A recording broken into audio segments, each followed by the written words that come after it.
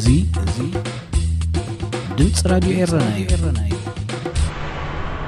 ዕለታዊ ዜና መንግስቲ ግብጽ ኣብ ሃገሩ ዝርከቡ ስደተኛታት ብሓይሊ ናብ ሃገሮም ከም ዝምለሱ ዝገብሮ ዘሎ ምጥራዝ ደው ከብል ኣምነስቲ ኢንተርናሽናል ጸዊዑ። እቲ ሃገራዊ ትካል ብዕለት 25 መጋቢት ኣብ ዘውፅኦ መግለጺ ኣብ ዝሓለፈ 2 ሳምንታት ጥራይ መንግስቲ ግብጽ 31 ኤርትራውያን ናብ ሃገሮም ሰጉጉ። ኣብ ኣስዋን ተቐይዶም ዝጸንሑ ትሕቲ ዕድመ ህጻናት ዝርከብዎም ካልኦት 50 ኸኣ ንኽጥርዞም ኣብ መስርሕ ምህላው ኣምነስቲ ኢንተርናሽናል ኣቃሊዑ። ቤት ጽሕፈት ትካል ኣብ ማእከላዊ ምብራቕን ሰሜን ኣፍሪቃን ናብ ዝሃቦ መግለጺ ግብጺ ንዝኣተወቱ ኣህጉራዊ ውዕል ምሕላው መሰል ስደተኛታት ብምጥሓስ ንእተካይዶ ዘላ መስርሕ ምስጓግ ደው ከተብል ጸዊዑ። ሰቓይን መግረፍትን ዝተሓወሶ ግፍዕታት ኣብ ልዕሊ ኤርትራውያን ይፍጸም ከም ዘሎ ዝገልጽ እቲ ቤት ጽሕፈት መስርሕ ምስጓግ ደው ክብል ኣብ ትሕቲ ቀይዲ ዝርከቡ ኸኣ ብቕልጡፍ ናጻ ክወፁ ጸዊዑ። እቶም ኣብ ማእሰርቲ ዘለዉ ኤርትራውያን ስደተኛታት ብዘይ ሕጋዊ መስርሕ ምቕያዶም ጥራይ ከይኣክል ንሰብኣዊ ክብሪ ዘዋርድ እኹል ቀረብ ማይን መግብን ዘይብሉን ሕክምናዊ ኣገልግሎት ኣብ ዘይረኽብሉን ኩነታት ምህላዎም ኣዝዩ ኣተሓሳሳቢ ምዃኑ ኣምነስቲ ኢንተርናሽናል ይገልጽ። ሓይልታት ጸጥታ ግብጺ ብፍላይ ኣብ ልዕሊ ኤርትራውያን ስደተኛታት ግፋ ከካይዱን ብዘይ ዝኾነ ምኽንያት ከኣስሩን ጸኒሖም እዮም።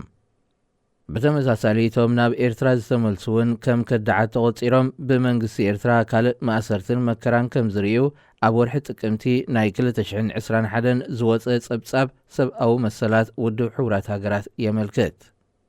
ኣብ ግብጺ ካብ ተጸዋዕ ስደተኛታት ውድብ ሕቡራት ሃገራት ወግዓዊ ኣፍልጦ ዝተዋህቡ ኤርትራውያን ልዕሊ 20,700 ይበጽሑ። ፈደራላዊ መንግስቲ ኢትዮጵያ ኣብ ሰሜናዊ ክፋልቲ ሃገር ዝካየድ ዘሎ ኩናት ደው ኢሉ ሰብኣዊ ረድኤት ናብ ትግራይ ከኣቱ ብምፍቃዱ ውድብ ሕቡራት ሃገራት ዝተሰምዖ ሓጎስ ገሊጹ። ዋና ጸሓፍት ውድብ አንቶኒዮ ጉተረዝ ኣብ መግለጺኡ ኩናት ደው ምባል ጥራይ ዘይኮነ ኣብ ትግራይ ከም ባንክ፣ ኤሌክትሪሲቲ፣ ኮሙኒኬሽን ዝኣመሰሉ ህዝባዊ ኣገልግሎታት ግቡእ ስርሖም ክጅምሩ ዳግማ ይጸዊዑ።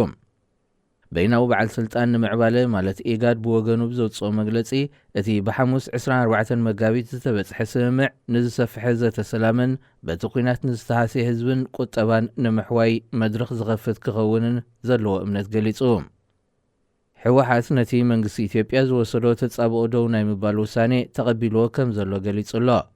ኣጃንስ ፍራንስ ፕረስ ካብ ሓይልታት ትግራይ ዝተረከቦ መግለጺ ብምጥቃስ ኣብ ዘውፅኦ ሓበሬታ ሰብኣዊ ረድኤት ኣብ እዋኑ ናብ ትግራይ ክለኣኽ ክሳብ ዝጀመረ እቲ ተኽሲ ደው ናይ ምባል ውሳኔ ከኽብሮ ከም ዝኾነ ፍሊጡ።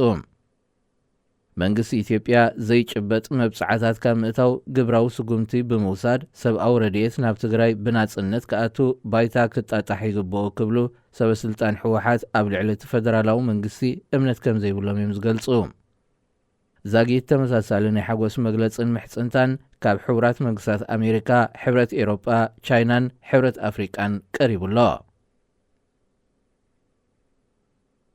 ኣልሑቲ ናይ የመን ናይ 3 መዓልታት በይናዊ ተኽሲ ደው ናይ ምባል ኣዋጅ ከም ዘውፀ ካብቲ ሃገር ዝተፈነወ ዜና ኣመልኪቱ።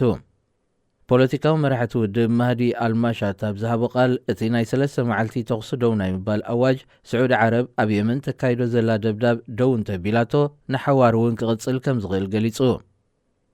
እቲ ብዕለት 26 መጋቢት ብኣልሑቲ ዝተዋሃበ ተኽሲ ደው ናይ ምባል ውሳኔ ሓደ መዓልቲ ድሕርቲ ስዑድ ዓረብ ተኸታታሊ ናይ ነፈርቲ መጥቃዕትታት ኣብ ዝተፈላለየ ከባቢታት የመን ምክያዳዩ። እቲ ስዑድ ዓረብ ዘካየደቶ ናይ ነፈርቲ ደብዳብ ግብረ መልሲ ናይቲ ሑቲ ናይ ሰብ ኣልቦ ነፈርትን ሚሳይላትን መጥቃዕትታት ኣብ ልዕሊያ ምፍጻም እዮም። ቀዳም 26 መጋቢት ስዑድ ዓረብ ኣብ ከተማታት ሰንዓን ሖደይዳን ኣብ ዘካየደቶ ደብዳብ ብውሕዱ 7 ሰባት ተቐቲሎም እዮም። እቲ ንሳለስተ ተኣውጅ ዘሎ ተኽሲ ደው ናይ ምባል ውሳኔ ኣብ መንጎ ክልቲኦም ወገናት ክካየድ ዝጸንሐ ፍረ ኣልቦ ዘተሰላም ግብራዊ ስጉምትን ንምውሳድ ዝዓለመ ይኽብሉ መራሕቲ ኣልሑቲ ይገልጹ። 7 ዓመት ኣቝፂሩ ዘሎ ውግእ ሓድሕድ የመን ኤርትራ ትርከበን ጎረባብቲ ሃገራት ኢድ ብምእታወን ናብ ዞባዊ ኩናት ክይዓርግ ስግኣታት ነይሩ እዩ። ክቡራት ሰማዕትና ዜና ብዝተፈጺሙሎ ሬድዮ ኤረና ሬድዮ ኤረና ካብ ከተማ ፓሪስ ዝመሓላለፍ ብኤርትራውያን ጋዜጠኛታት ዝዳሎ ነፃ ሬድዮ እዩ።